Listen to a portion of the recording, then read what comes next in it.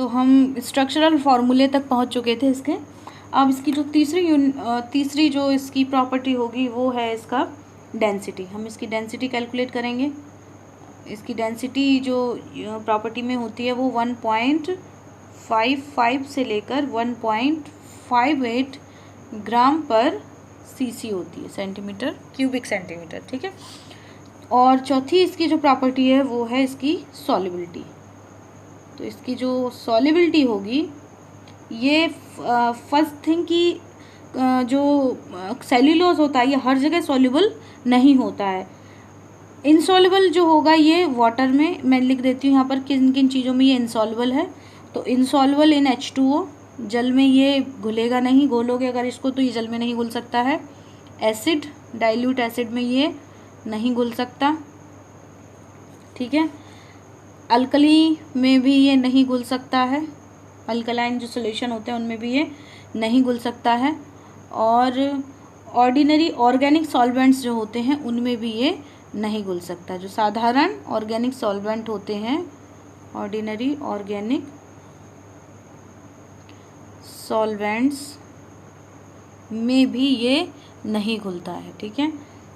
अच्छा, इतनी सारी चीज़ों में ये नहीं घुल सकता, तो सॉल्युबल किस किस में होता है? तो ये जो सॉल्युबल होगा वो इस केमिकल में केवल सॉल्युबल होता है, और ये केमिकल है CuNH4 का होल थ्राइज OH का होल ट्वाइज, ठीक है। कॉपर अमोनियम हाइड्रोक्साइड, इसमें ये घुल सकता है। या फिर ये घुल सकता है NaOH प्लस CS2 के विलयन में, ठीक है। इन चीज़ों में ये सॉल्युबल होता है। और आप इसके मॉलिक्यूलर वेट को भी डिफाइन कर सकते हैं। इसके मॉलिक्यूलर वेट को तो आप यहाँ से निकाल ही सकते हैं, चूँकि ये पॉलीमर है, एक मोनोमर है विथ फिलहाल 1 अगर एटम की बात करते हो आप तो ये एक मोनोमर होगा, और इसके थ्रू हम पॉलीमर्स का निर्माण कर सकते हैं, ठीक है। अब हम बात करेंगे इसकी प्रिपरेशन की। इसकी जो प्रिपरेशन है वो क्या क्या है। तो हेडिंग है हमारे लिए अभी प्रिपरेशन। तो हम कितने तरीके से इसको प्राप्त कर सकते हैं सेल्यूलोज को, ठीक है। सोर्सेस तो हमको पता चल गए हैं कि हम लकड़ी से बना सकते हैं सेल्यूलोज को, जो लकड़ी होती है वहाँ से ले सकते हैं। पहले हमें लकड़ी का पल्प तैयार करना पड़ेगा, वुड पल्प। तो पेपर मेकिंग में हमने पढ़ा था कि जो वुड पल्प होते हैं उसके 2 प्रोसेस होते हैं, एक तो सल्फाइड पल्प प्रोसेस होता है और दूसरा सल्फेट प्रोसेस होता है, ठीक है। इसमें हमें क्या करना होता है कि लकड़ी के चिप्स जो होते हैं उनको काट लिया, जो वुड होती है उसके हमने उसको किसमें चॉपर में ले जाके उसको हमने किसमें मतलब कन्वर्ट कर लिया है, चिप्स में, स्मॉल चिप्स में, ठीक है। किसमें मतलब ये जो प्रक्रिया होगी वो किसमें करवाई जाएगी, चॉपर में। चॉपर एक प्रकार का ऐसा इक्विपमेंट होता है जो लार्ज वुड पार्टिकल को छोटे छोटे चिप्स में कन्वर्ट कर देता है। कटर भी आप इसको बोल सकते हैं, ठीक है। तो अब क्या करना होता है कि ये जो हमने चिप्स बना लिए थे इनको हम एक हाई टेम्परेचर के चेम्बर में ले जाते हैं, ठीक है। तो इनको हम किस में ले जाते हैं, एक हाई टेम्परेचर के चैम्बर में लेकर जाते हैं। तो मुझे लगता है कि मैं इसका एक डायग्राम ही बना देती हूँ तो ज़्यादा ठीक रहेगा, ठीक है। इसको हटा के हम यहाँ पर एक छोटा सा डायग्राम बना लेते हैं। हालांकि डायग्राम के बारे में यहाँ पर कोई डिस्कशन किया नहीं गया है, बट हम इसको डायग्राम के हिसाब से अगर बनाएं तो ज़्यादा ठीक रहेगा समझने में भी। हमारे पास सबसे पहले क्या थी, वुड, ठीक है। इसको हमने जो भी वॉश करना है या धोना है तो इसको हम सबसे पहले कौन से सेक्शन में ले जाएंगे, वॉशिंग सेक्शन में, ठीक है। वॉश कर लिया हमने वुड को, जो भी इसके बाहरी आवरण पे जो टुकड़े होंगे उसके बाहरी आवरण पे जो भी गंदगी होगी उसको हमने वॉश करवा लिया, ठीक है। अब इसको हम किस में ले जा रहे थे, एक कटर में, या इसको हम बोलते हैं चॉपर। चॉप करना है छोटे छोटे पीसेस में, ठीक है। तो चॉपर ने किस में कन्वर्ट कर दिया लकड़ी को, चिप्स में, स्मॉल साइज चिप्स में। तो यहाँ से हमें चिप्स स्टोरेज मिल गया है, ठीक है। अब इन चिप्स को हमें कहाँ ले जाना है, एक बड़े वॉल्यूम के चैम्बर में, ठीक है। और यहाँ पर इन चिप्स को डाइजेस्ट करवाना है, ठीक है।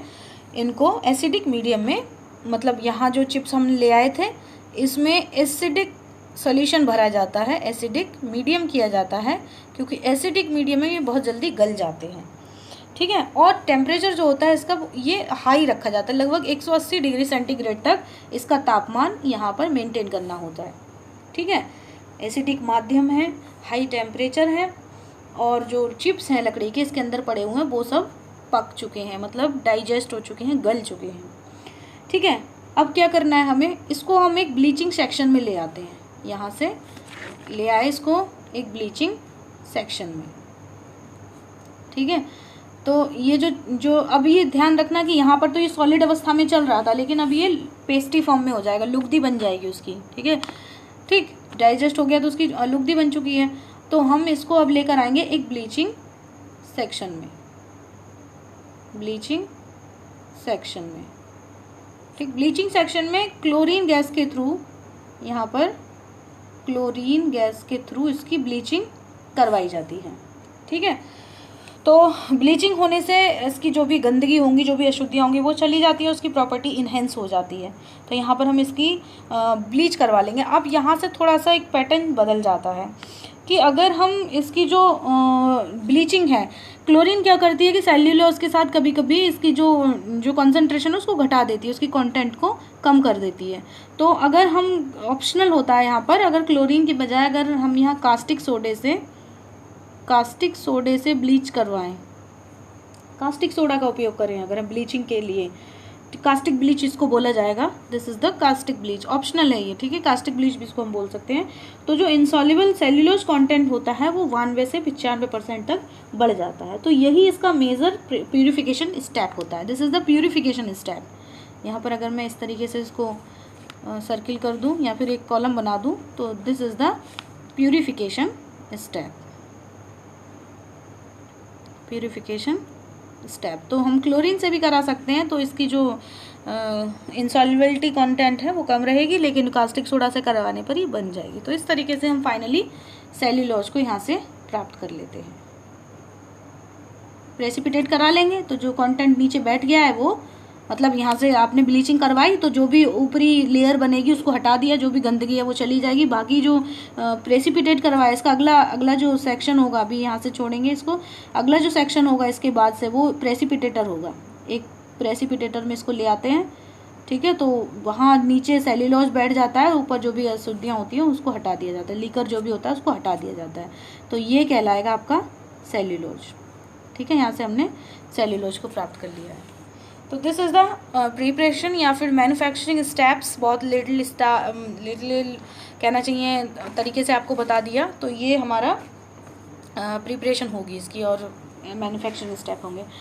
अब इसके बाद से हम बात करेंगे इसकी यूजेस के बारे में।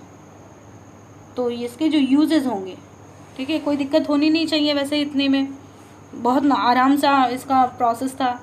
लकड़ी ले ली, लकड़ी हम कहीं से भी मतलब लकड़ी का तो काफ़ी सारा सोर्सेज है, हम ले सकते हैं कहीं से भी।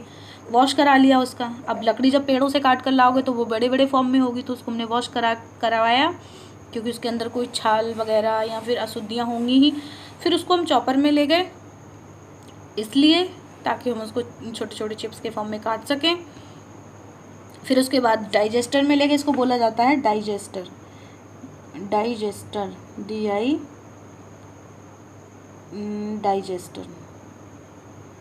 एस होता है इसमें, डाइजेस्टर